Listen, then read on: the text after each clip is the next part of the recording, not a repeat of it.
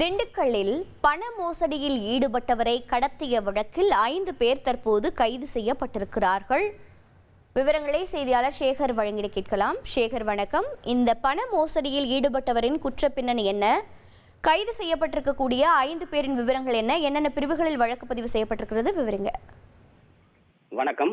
திண்டுக்கல் மாவட்டம் கோபால்பட்டி அருகே உள்ள சின்ன கோம்பைப்பட்டியைச் சேர்ந்தவர் முருகன். இவர் திண்டுக்கல் ஊராட்சி ஒன்றிய அலுவலகத்தில் தொழில்நுட்ப உதவியாளராக பணியாற்றி வந்துள்ளார்.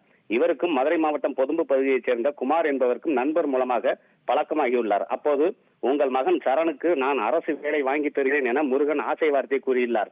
இதை நம்பிய குமார் தனது மகன் சரணுக்கு இளநிலை உதவியாளர் பணி வாங்கி தருவதற்காக முருகனிடம் 5 தவணைகளாக சுமார் 10 லட்சம் ரூபாய் கொடுத்துள்ளார்.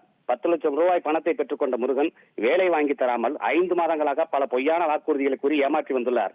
இதில் சந்தேகமடைந்த மதுரை மாவட்டம் பொதும் பகுதியைச் சேர்ந்த குமார் தனது உறவினர்களான பாண்டி, செல்வராஜ், ராஜா, சதீஷ், வீரசுந்தர் ஆகியோருடன் முருகனை தேடி வந்துள்ளனர். இந்நிலையில் முருகன் சானார்பட்டி அருகே மேட்டுக்கடை பகுதியில் சென்று கொண்டிருந்த போது அவரிடம் நைசாக பேசி காரில் அழைத்துச் சென்றுள்ளனர். பின்பு 2 தினங்களாகியும் முருகன் வீட்டிற்கு வராததால் சந்தேகமடைந்த அவர் மனைவி பாண்டீஸ்வரி தனது கணவர் காணாமல் போய் 2 தினங்கள் ஆகிறது, எனவே தனது கணவரை மீட்டு தருமாறு சானார்பட்டி காவல் நிலையத்தில் புகார் அளித்துள்ளார். புகார் அடிப்படையில் சானார்பட்டி காவல்துறையினர் தீவிர தேடுதல் வேட்டையில் ஈடுபட்டனர். அப்போது அவரின் செல்போன் சிக்னலை வைத்து விசாரணை நடத்திய போது மதுரை அருகே பொதும்பு பகுதியில் கடத்தி சென்று வைத்திருப்பதை அறிந்த சானார்பட்டி போலீசார் மதுரை சென்று கடத்தப்பட்ட புகையும் மற்றும் கடத்தலில் ஈடுபட்ட 5 நபர்களையும் கைது செய்து சானார்பட்டி காவல் நிலையம் அழைத்து வந்தனர். கடத்தலுக்கு பயன்படுத்தப்பட்ட காரையும் பறிமுதல் செய்தனர். விசாரணையின் போது அரசு வேலை வாங்கி தருவதற்காக கூறி 10 லட்சம் ரூபாய் பணத்தை பெற்றுக்கொண்டு 5 மாத காலமாக ஏமாற்றி வந்த முருகனை பணம் கொடுத்து ஏமாந்த குமார் மற்றும் அவரது மகன் சரண் ஆகியோர் கூறியதை அடுத்து இந்த கடத்தல் சம்பவத்தில் ஈடுபட்டதாக தெரிய வந்துள்ளது.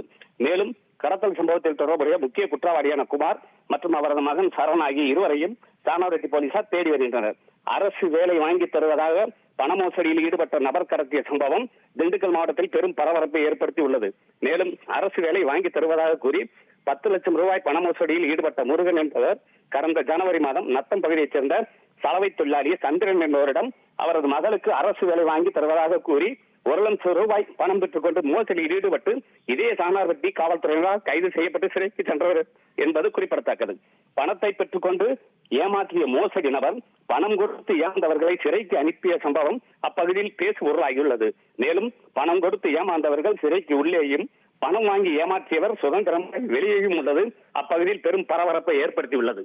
2.5 கோடிக்கும் அதிகமான தந்தி டிவியின் சப்ஸ்கிரைபர்ஸ் அண்ட் ஃபாலோவர்ஸ் குடும்பத்துல நீங்களும் இணையுங்க.